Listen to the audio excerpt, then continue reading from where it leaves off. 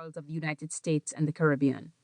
We bonded over the dexterity required to pronounce and spell English words correctly while in each location.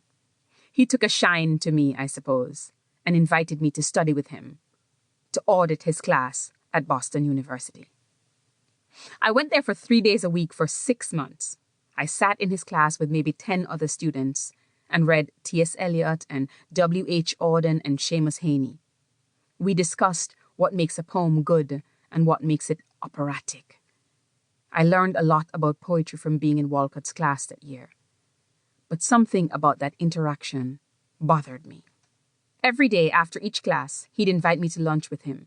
I wasn't a regular student on campus, so I was grateful for the company. And he was very funny. He told a lot of stories about his life as a poet. I learned that he had started publishing at a very early age. His mother gave him the money to publish the first book of poems.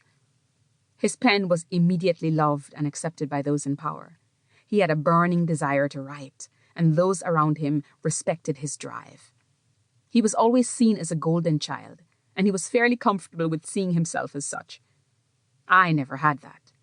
My work was despised by many, ridiculed by some, mostly sensationalized in the Caribbean press.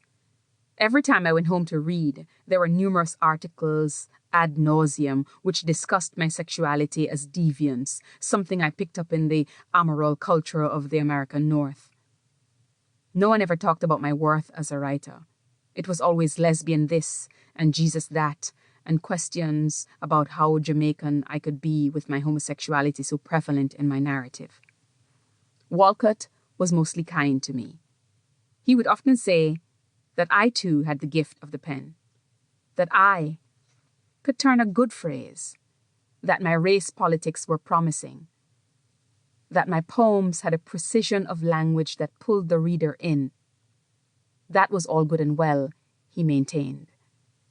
But I had to stop writing all this feminist foolishness. Nobody would care about sexual orientation and my vagina or its basic bodily functions 100 years from now, he said. I was greatly disturbed by his dismissive notes on the very core of my reason for writing. I didn't know how to write without centering my politics, my identity as a lesbian and as a woman, my female body, and how it made me vulnerable in a world dictated by the desires and rules of cisgender men. Without knowing it, my time with Walcott further cemented the feeling that I was a poet who had the potential to be a good poet, but that I wasn't quite there yet. The poems continued to live, dynamic on stages, but dormant on my various hard drives. I made a good living performing, so I never worried about being relevant, about lasting. Plus, I had already published a relatively successful memoir about growing up in Jamaica. The publication of The Other Side of Paradise made me a published author and gave me room to not address the issue of the unpublished poems. In the 10 years between then and the collection in question, Crossfire, I've met plenty of other writers I respect who had warm words for my work. I met Walter Mosley shortly after my time with Walcott. Generous and supportive, Walter immediately compared me to the Sonia Sanchez's and Ntozake Shange's and to the Shakespeares, whose poems lived in rooms of people who were electrified and shaken by the works of those writers being read aloud. Walter introduced me to Edwidge Danticat, who, in my opinion, is the final authority on important work. Danticat looked me in the eye and told me my work was important and brave and necessary. Even the pieces about my body and its female functions. For 10 years, I existed in a state of poetic purgatory.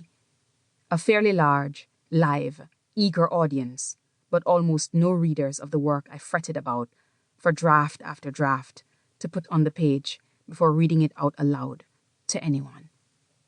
Then I had a baby and crossed over the 40 mark. I immediately started obsessing about death and permanence and legacy and heritage. As a new mother, I also had far less time to be emailing reams of poems to professors who wanted to teach my work. The question of a collection of poems became more urgent with every passing birthday. Walcott passed. Ntozake Shange passed. All of a sudden, it felt ridiculous to have avoided publishing. I felt quite foolish.